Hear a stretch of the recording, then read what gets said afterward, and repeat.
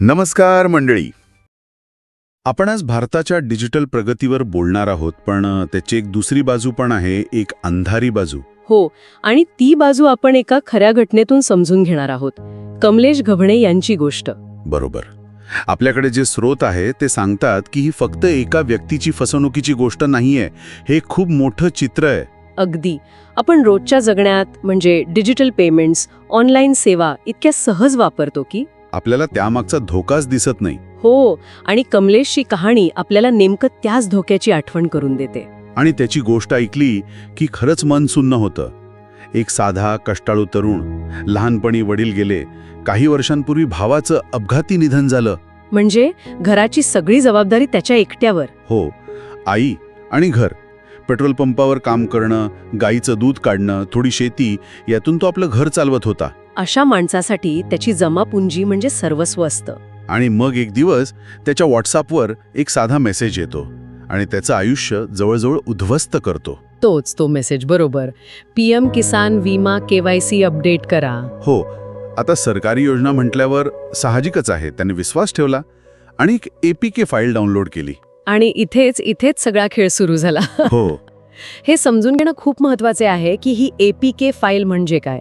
म्हणजे हे एक असं ॲप आहे जे तुम्ही प्ले स्टोअरमधून नाही तर थेट लिंकवरून घेता, ज्यावर कुणाचंच नियंत्रण नसतं. अगदी. म्हणजे तुम्ही तुमच्या घराची किल्ली स्वतः चोराच्या हातात देण्यासारखं आहे. आणि तेच झालं. ती फाईल डाउनलोड झाल्यावर काही वेळातच त्याच्या फोनचं नेटवर्क गेलं. त्याला वाटलं असेल काहीतरी साधं टेक्निकल प्रॉब्लेम. हो, असं होतं अनेकदा. दुसऱ्या दिवशी सिम बदललं, नेटवर्क आलं. पण त्यानंतर जे मेसेज आले ते धक्कादायक होते. त्याचे पैसे 2.5 लाख रुपये एका रात्रीत त्याच्या बँक खात्यातून गायब झाले होते. पण 1 मिनिट, 2.5 लाख रुपये एकदम गेले म्हणजे बँककडून किंवा त्याला काही अलर्ट नाही आला, काहीच नाही? हाच तर मुद्दा आहे. अच्छा. हीच तर या चोरांची हुशारी आहे. म्हणजे कसं आहे ना की ती APK फाईल इन्स्टॉल झाली की तुमच्या फोनचा पूर्ण ताबा त्यांच्याकडे जातो. बँकेकडून येणारे OTP मेसेज ते थेट त्यांना मिळतात. म्हणजे आपल्याला ते दिसणार पण नाहीत. नाही, अजिबात नाही. आणि त्यांनी एका फटक्यात मोठी रक्कम काढली नाही, 2 दिवसात 100 पेक्षा जास्त लहान लहान व्यवहार केले. 100 पेक्षा जास्त? हो, 500 रुपये, 1000 रुपये असे छोटे व्यवहार सामान्य वाटतात आणि त्यामुळे बँकांच्या ऑटोमॅटिक फ्रॉड डिटेक्शन सिस्टमलाही ते कळत नाहीत. बापरे. म्हणजे आपल्याच फोनमध्ये एक चोर बसलाय आणि आपल्याला पत्ताच नाही. अगदी तसंच. आणि या घटनेला आता 3 महिने झाले आहेत. कमलेशला अजून त्याचे पैसे परत मिळालेले नाहीत. हे ऐकून खूप वाईट वाटतं. आणि ही फक्त कमलेशची एकट्याची गोष्ट नाहीये. नाही. वीज बिल भरा, नोकरी देतो, लॉटरी लागली, अशी वेगवेगळी कारणं देऊन हजारो लोकांना रोज फसवलं जातंय. या सगळ्यामध्ये एक समान धागा आहे. कोणता? लोकांच्या विश्वासाचा आणि त्यांच्या गरजेचा गैरफायदा घेणे. आणि इथूनच तो मोठा प्रश्न तयार होतो की भारत डिजिटल तर होतोय, पण भारतीय नागरिक डिजिटल दृष्ट्या सुरक्षित आहे का?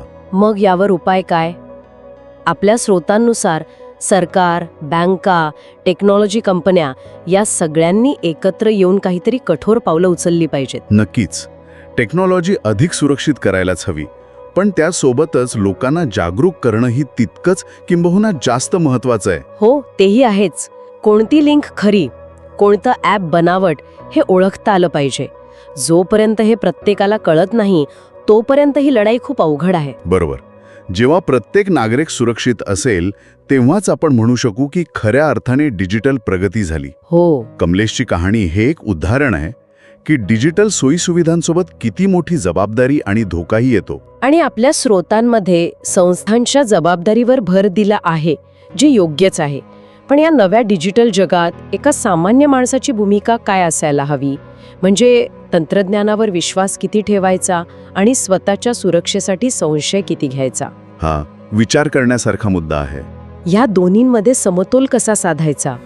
आपल्या विश्वासाची किंमत कोण ठरवणार, आपण की ते तंत्रज्ञान?